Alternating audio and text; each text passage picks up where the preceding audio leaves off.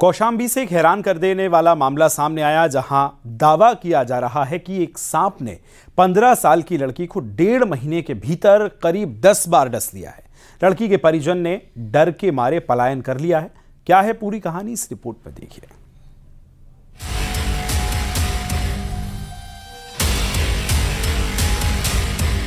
सांप के बार बार काटने के दावे क्या सही हो सकते हैं? क्या सांप बदला ले रहा है जो बार बार डसने आता है, या फिर ये दिमाग में बैठा कोई डर है?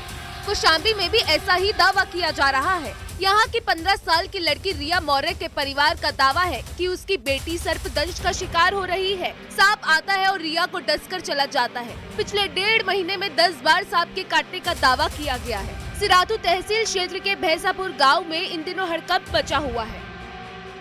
42 दिन में हमें 10 बार सांप काट चुका है और आज सुबह भी काट लिया है। कैसे काटा? अरे पैर में लिपट गया था। तुम्हारे मम्मी पापा थे उस वक्त? हाँ। तो कोई उसको मार नहीं पाया, भाग गया? नहीं, भाग गया वो। अच्छा, फिर कहाँ ले गए थे आपको? दवा पिलवाने लाए थे। दवा पिलाने ले गए थे। काटने के बाद वो पैर में लिपट गया, काट लिया, काट के गया, बिल में घुस गया अंदर।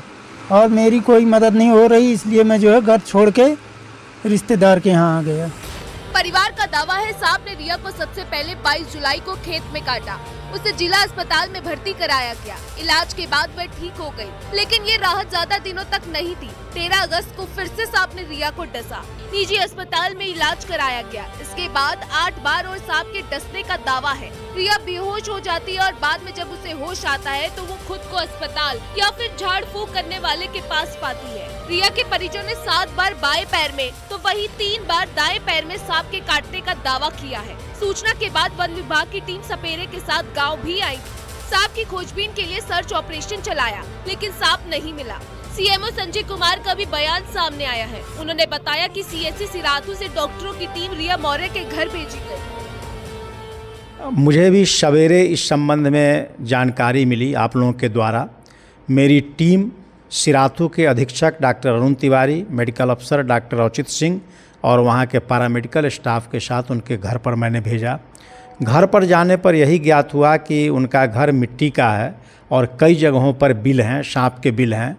अब एक ही सांप ने काटा है या कई सांपों ने काटा है, इसके बारे में कोई पुख्ता प्रमाण नहीं है।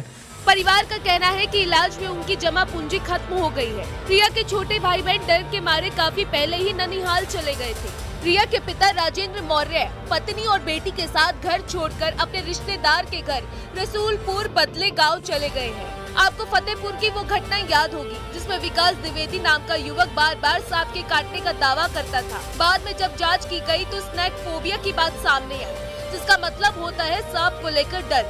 कौशाम्बी की इस घटना के पीछे भी कहीं यही वजह तो नहीं, ये जांच का विषय जरूर है। कौशाम्बी से धारा सिंह के साथ bureau report, news 18 UP Uttarakhand.